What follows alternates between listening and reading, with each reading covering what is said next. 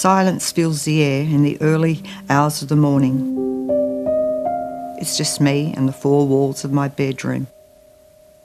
The past holds the memories and heartache of caring for my husband living with Alzheimer's.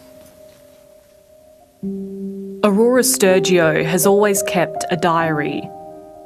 The darkest, most difficult chapters are those spanning the final years of her husband's life. I was left to feel my husband's pain, and this insidious disease continually held us both captive, but in different ways. Jim Sturgio died in 2019, 4 years after his Alzheimer's diagnosis. Aurora says his final weeks were agonising to watch. I love you, darling.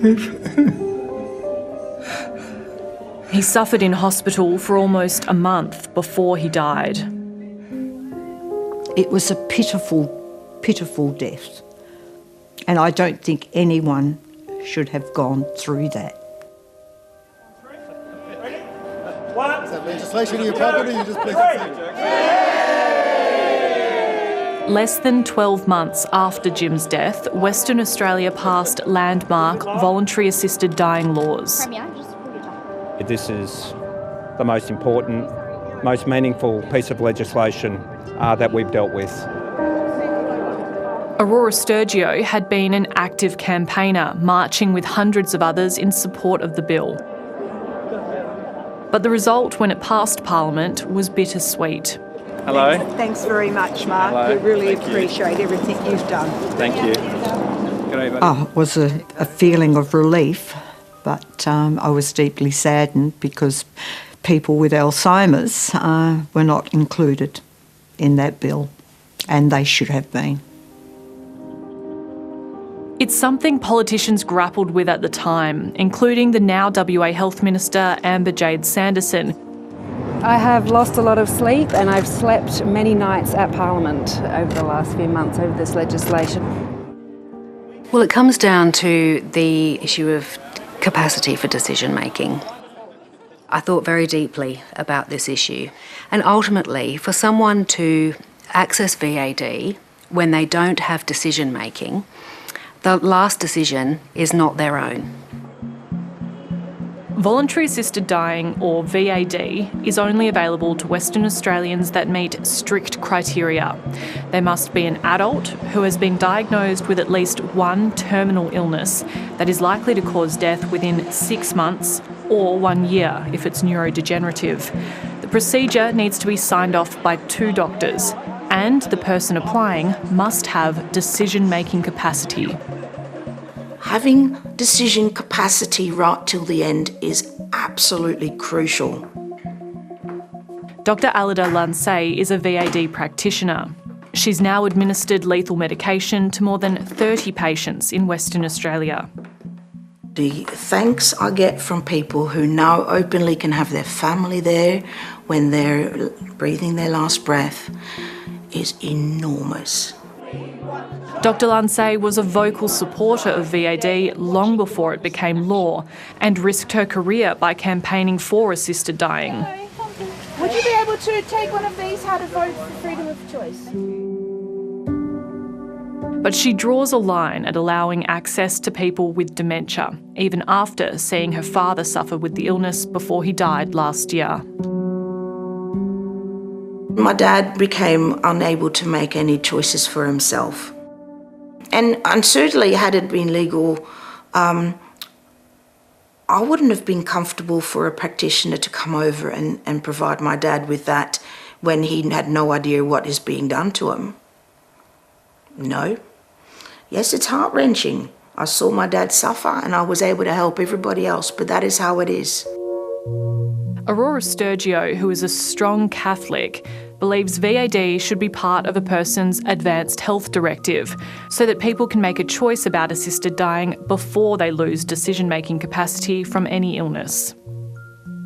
I don't want to have to turn to suicide because I do know a lot of people who, as soon as they get the diagnosis, they take their life, and it should not be that way.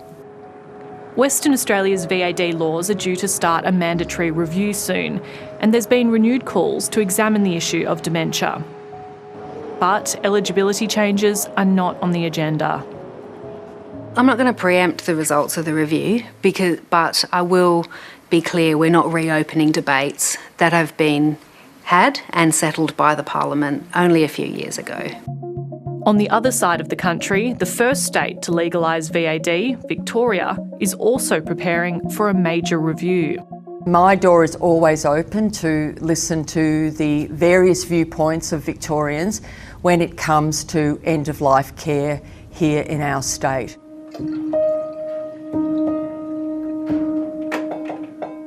A cruel and slow-burning neurological disease has been eating away at Christine Douglas's quality of life, though it's yet to steal the Geelong woman's sense of humour. Despite an incurable, untreatable, terminal neurological disease, I'm perfectly well, or reasonably well. It's impacting on my quality of life because every day is dangerous. I see her sadness at how small her world has become, so people don't visit anymore. It's a little confronting. I see her grief about what's happening and the uncertainty that's ahead without the option to do anything about it. The 73-year-old developed a neurodegenerative disease around 8 years ago. She has not been given a definitive diagnosis. It might be a relative of motor neuron disease or of Parkinson's disease. Either way, she's not yet been given the necessary one-year prognosis to qualify for VAD in Victoria. I'm not dying fast enough. Victoria's Health Minister says the government has no plans to expand the eligibility criteria for VAD, but the independent review, which will start this month, will take public submissions. But it is our intention that we only review the operation of the Act as it stands. In the meantime, each day gets more difficult for Christine, with the looming possibility that she could lose her decision-making capacity. I have two fears. One is she dies alone and in agony, that it is a painful death or there is a lot of suffering and that it is sustained and drawn out, or that she has lost capacity, she has lost herself in that she is no longer cognizant or can communicate her wishes. I want to die cognizant, articulate, know exactly what I'm doing.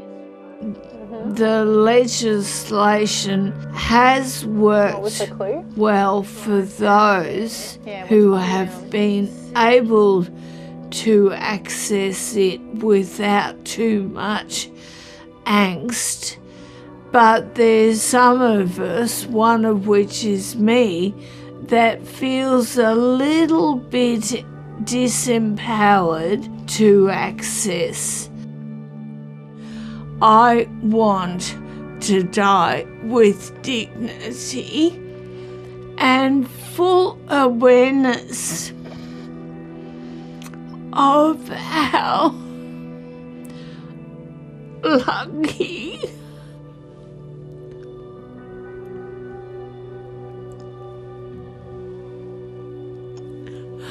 I have been.